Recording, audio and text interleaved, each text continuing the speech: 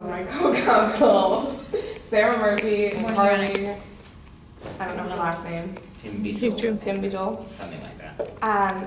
First of all, Your Honor, we'd like to ask that all witnesses are considered constructively sequestered in accordance to Rule 615. Are there any objections? No objections, Your Honor. Okay. Witnesses will be considered constructively sequestered. Additionally, will all objections be made outside of the presence of the jury? If you request a constructive sidebar, I'll grant it, but Yes, just make Your sure you Honor. ask for one. Permission to have the jury considered constructively sequestered.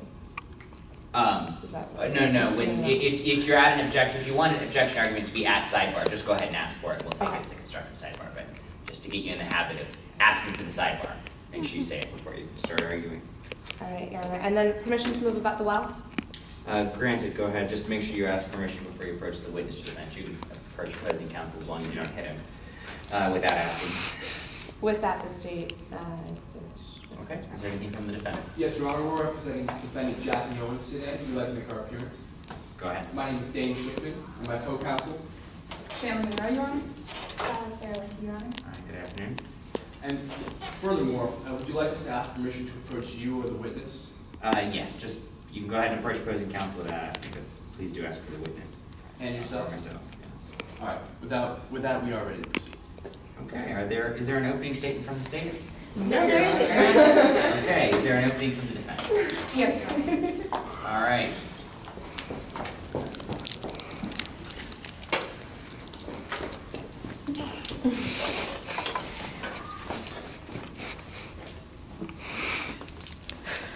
May I proceed? You may proceed. It is impossible to be in two places at once. Today's case is about a woman, Jackie Owens. A woman who, on June 16, 2008, is not in two places at once. On June 16th, Jackie Owens, our client, was at dinner with her friend Alex Grace. She went to Alex Grace's house. You will hear the two on that night sat together, talking, laughing, having an enjoyable dinner, as they do every Monday night. You will hear that on June 16, 2008, Jackie Owens never left Alex Grace's side until she got in her car after midnight and drove straight home. Fortunately, on that night, Jackie Owens' friend and business partner, Jacob Bennett, was also killed. Today, the state wants you to believe that Jackie Owens is responsible for this murder. But in order to show you this, they must prove to you beyond a reasonable doubt two things. First, Jackie Owens was on the boat where Jacob Bennett was murdered and killed him. Second, that Jackie Owens tampered with evidence by disposing of the gun. Today, the state will be unable to meet this burden. Now, you as the jury have the responsibility of evaluating this burden of proof beyond a reasonable doubt. And when you think about that, the judge at the end of the trial will instruct you as to what it means. During the course of the trial, as you are going through the evidence and making your notes, think about it this way. When the prosecution presents their case, they need to prove to you beyond any other reasonable doubt in your mind that Jackie Owens is guilty. That means that if you come up with a doubt, a reasonable doubt that you can support with any fact, that is a reason to acquit our client. The prosecution needs to prove to you their case. Think of it as if we're playing a game of darts. Now, in darts, you get points for being close to hitting the target. However, in this case, the prosecution can't just come close. They have to hit the bullseye.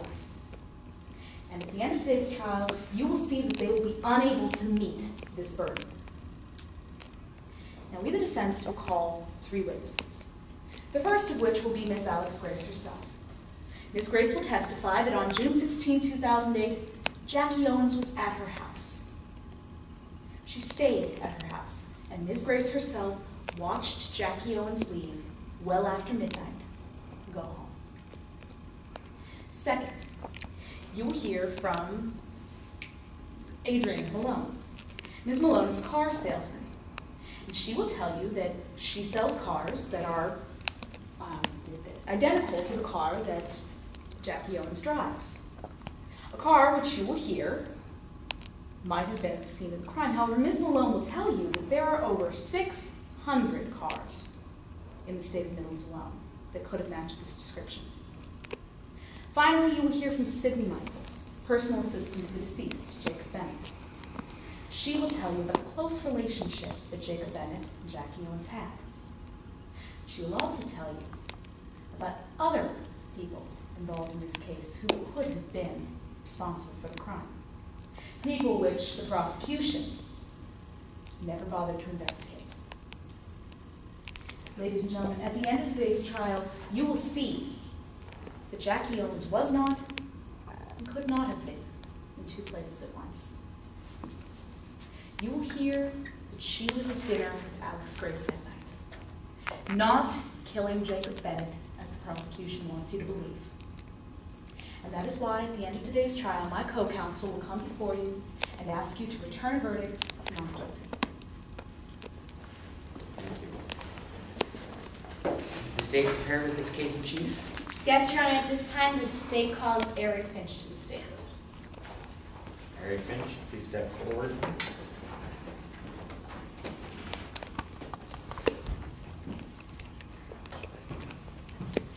Mr. Finch, you're considered sworn.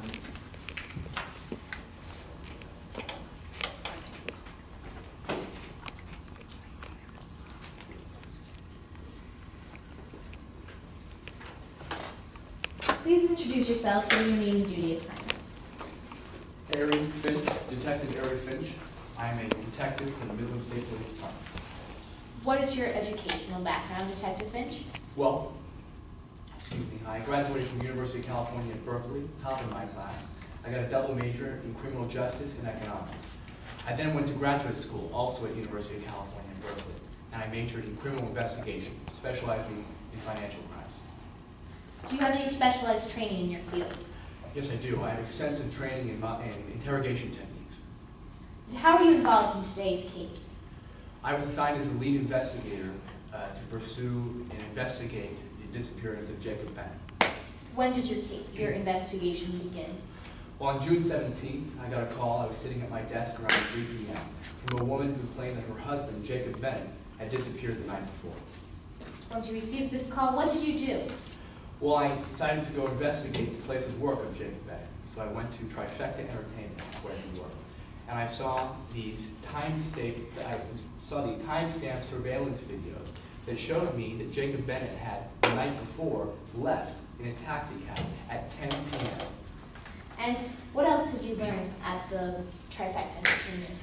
Well, after speaking with Jacob Bennett's personal assistant, I found Jacob Bennett's personal day planner.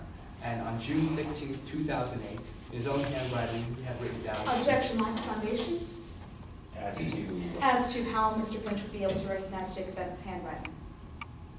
Your Honor, this is a late witness opinion. He was able to see he was able to compare Jacob Bennett's handwriting with previous handwriting in the course of his investigation. Don't think I heard that in evidence, Ms. Murphy. Why don't you go ahead and lay some more foundation as to what he's using as the basis of sustaining this time. We're going to admit, pursuant to Rule 104, conditional relevance. So if you can lay the foundation in the beginning. During your investigation, what did you learn about Jacob Bennett's handwriting? Well, I reviewed dozens of personal handwritten notes from Jacob Bennett in the course of his business. I went through his files in the finance department, all of which were written with his signature in his handwriting. And are you able to recognize Jacob Bennett's handwriting? Based on that review of all those documents, yes, I am. Now, what did you see in Jacob Bennett's day planner? Well, as I said, on June 16th, next to 10:30 p.m., I saw Meet Casey at Boat. Objection, Your Honor. Proper opinion. May I be heard? Absolutely. Do you want to be at sidebar? Sure. Just make sure you request it. No, you don't have to actually step forward. Just request it, otherwise, some judges, just to get you in the mindset.